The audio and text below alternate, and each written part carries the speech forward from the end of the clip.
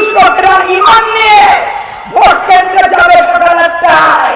আজকে যখন ধানের শীষের ব্যাপক জোয়ার, ওদের তখন মাথা খারাপ হয়েছে।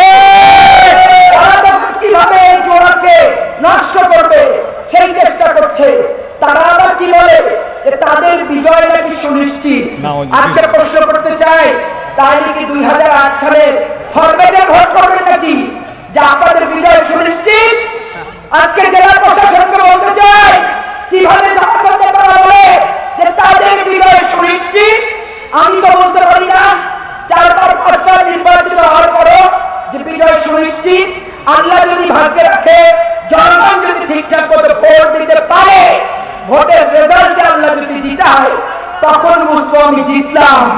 সুনিশ্চিতের গ্যারান্টি আছে, আর অনিশ্চিতের কোনো গ্যারান্টি কি আছে? নিরপেক্ষ নির্বাচন চাই।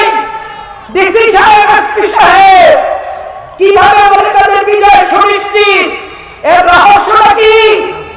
ওই গ্রামীণ ব্যাংকের চাকরি করত সাব্বির, আজকে ইউনুসের এপিএস, আর ছাত্র শিবিরের ঢাকা বিশ্ববিদ্যালয়ের নেতা মাহবুব স্বরাষ্ট্র উপদেষ্টার এপিএস।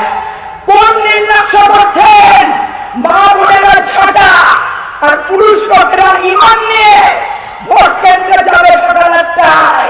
তারা ভোট দিয়ে নির্বাচিত করে তারপরে চিন্তা করবে যে নির্বাচিত সঠিক ভোট হলো না বেঠিক